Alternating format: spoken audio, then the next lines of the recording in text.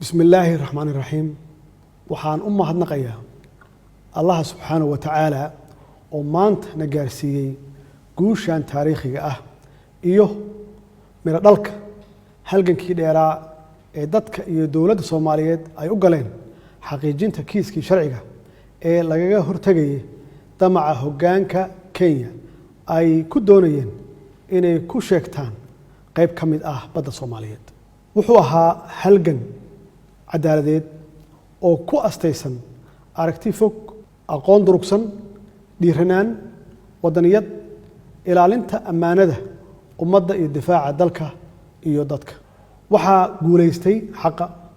waxaa guuleystay sareynta sharciga guushan waxaa leh shacabka Soomaaliyeed oo mar walbaba garab iyo gaashaan u ahaa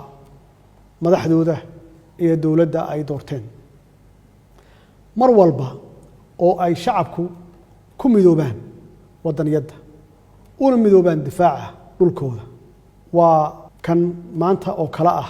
oo aan ku joogno guul noo soo wada hoyatay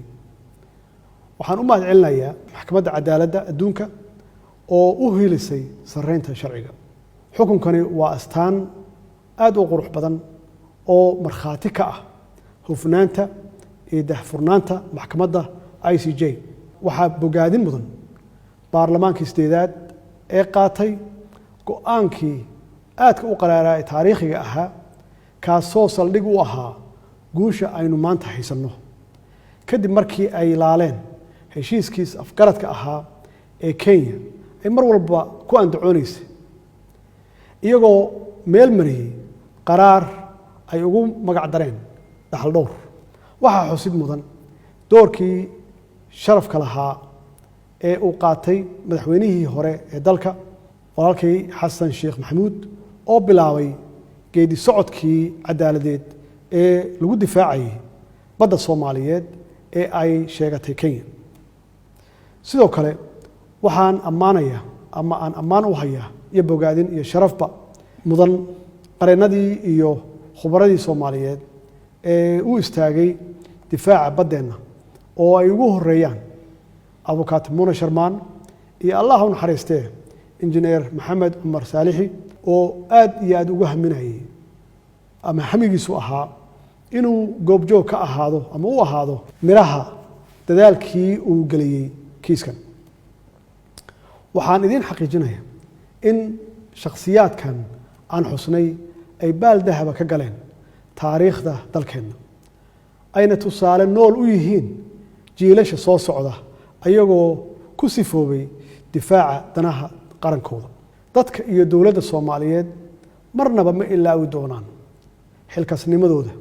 iyo hufnaanta ay muujiyeen qariiqanadii iyo khubaradii dhanka sharciga ee shirkadda Foley Hoag gaar ahaan qareenadii kala ahaa Paul Richler Professor Philippi Sanders Professor Alain Pellet Alina Marino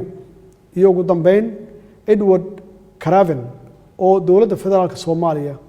u wakiilatay matalaadda iyo jeedinta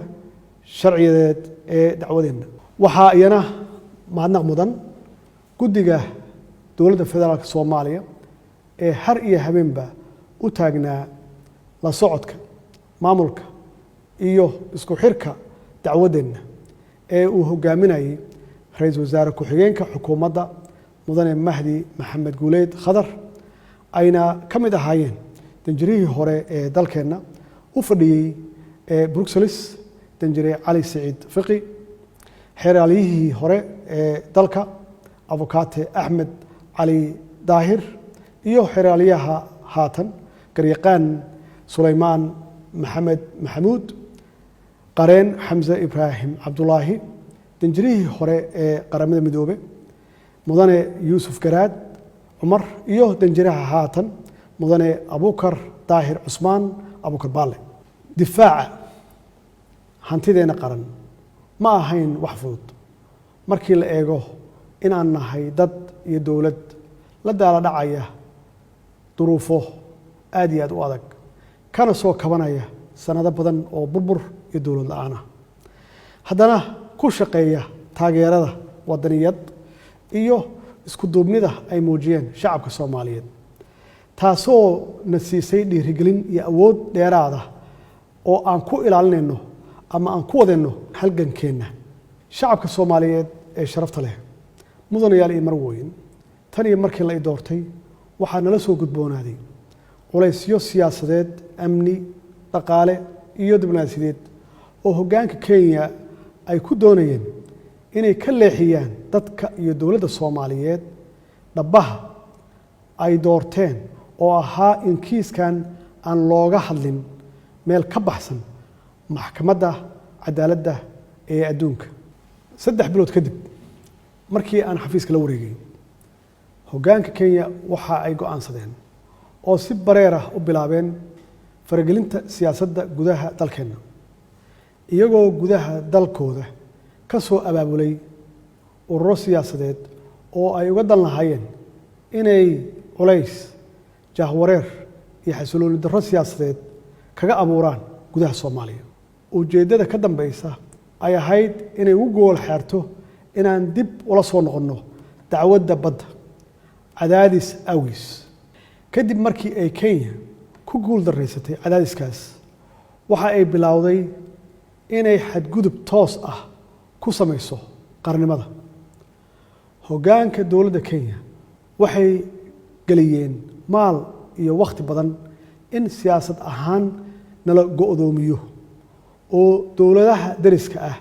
iyo guud ahaan qaaradda Afrika iyo beesha caalamkaba ay naga gudbiyaan sawirro been abuur ah oo aad iyo aad u fool xun sawirkaas oo dhaawac iyo bahdilba ku ahaa sumcadda dowladdeena soo kabanaysa fariimahaas khaldan oo lagu baahiyay wargeysyada caalamka iyo kuwa gudaha ee Kenya oo lagu beegsanayay shakhsiyan madaxda dowladda si sumcaddooda loo dhaawaco hoggaanka dowladda Kenya waxay abaabul ciidan oo lid ku ah madax banaanida iyo danaha shacabka Soomaaliyeed ay ku fulisay duqeymo dhulka iyo cirka ah oo aan loo meeldayin dhibaatadaas oo galaaftay naf iyo maalba muwaadiniin Soomaaliyeed oo birmageeda ah waxaa sidoo kale xusid mudan ama la xusi karaa burburka loo geystay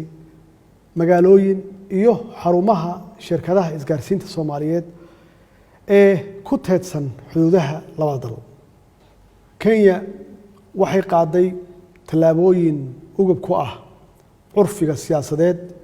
iyo diblomaasiyadeed ee dalalka gobolka ayadoo isku dayday in la curyaamiyo dhaqaalaha dalkeena kadib markii ay olole xoogan ka bilowday xarunta qaramada midoobay kaasi ujeedkiisu ahaa in Soomaaliya lagu soo rogo qaraarka tirsigiisu yahay 1267 oo ay Kenya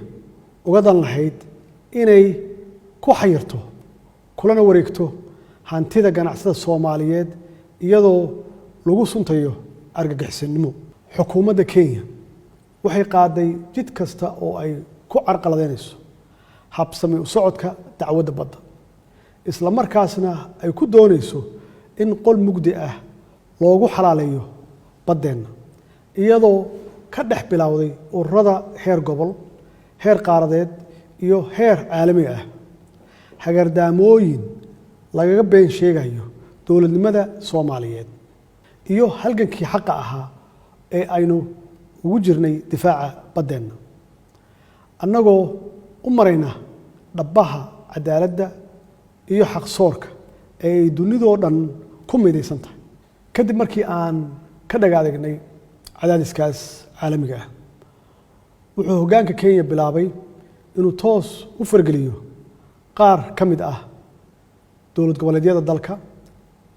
iyagoo afduubtay hanaanka doorashada Jubbaland arrinkaas oo ay ka biyadiideen ama ay ka gilgisheen guud ahaan shacabka Soomaaliyeed gaar ahaan waxgaradka aqoon-yahanka iyo siyaasiyiinta deegaankaas waxaanu garowsanay in tallaabooyinkaas guraacan ee ka dhanka ah madax banaanida Soomaaliya ay u qaateen madaxda Kenya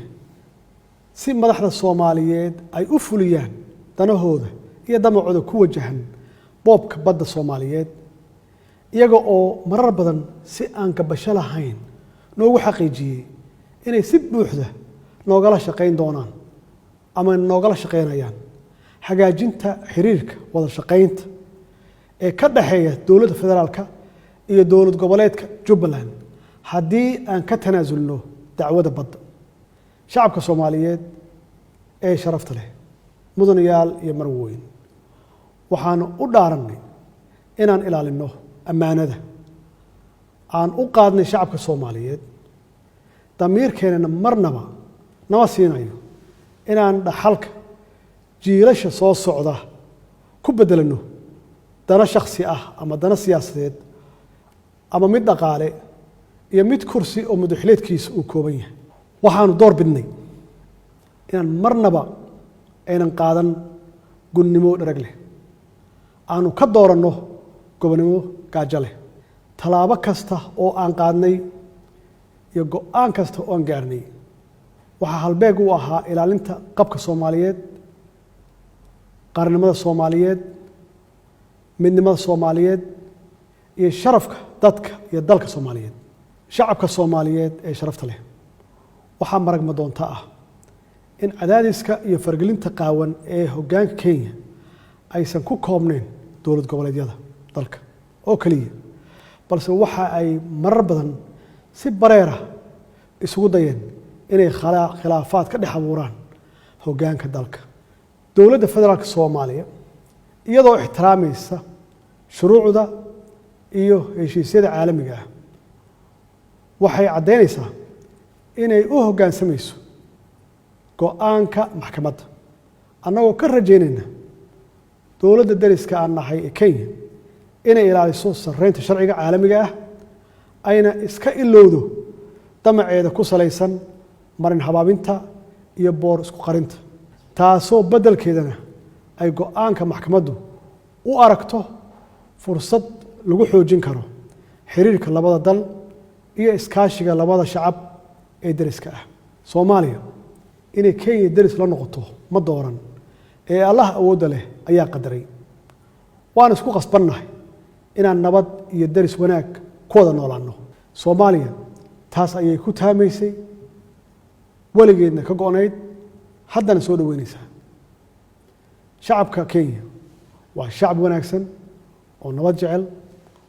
waxaan rajaynaynaa hoggaankooda inay mudnaanta siiyaan sidii gobolku u noqon lahaa meel nabdoon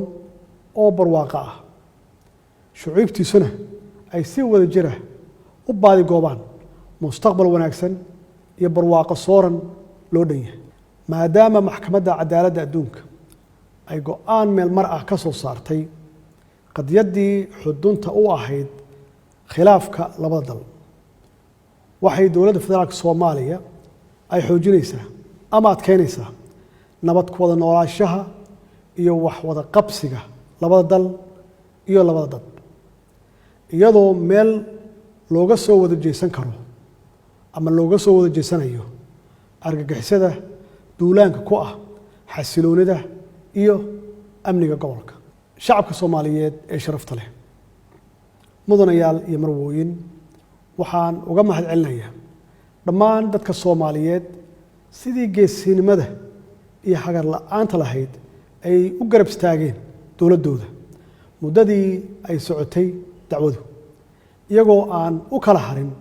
difaaca qadiyaddan. guushani ma aha mid u soo hoyatay cid gaar ah, mana kala laha muxaafid iyo mucaarad, mana aha libin ay leeyihiin shakhsiyaad kooban, balse waa guul ka dhaxaysa dhammaan ummadda Soomaaliyeed meel kasta ay joogaan. waana guul dhaxal reeb u noqon doonta jiilka soo socda. waxaan rabaa inaan fursaddan qaaliga aan uga faa'iidaysto inaan ku dhiirigeliyo siyaasiyiinta walaalaheenna ah inay muujiyaan midnimo, isku duubni iyo in si wada jir ah looga shaqeeyo ilaalinta danaha guud ee qarankeena leeyahay, annaga oo meel iska dhigayna danaha shakhsiga ah iyo aragtiyada kala duwan ee aan ka leenahay siyaasadda. Soomaaliya ha guulaysato, Soomaaliya ha waarto, wabilaahi tawfiiq.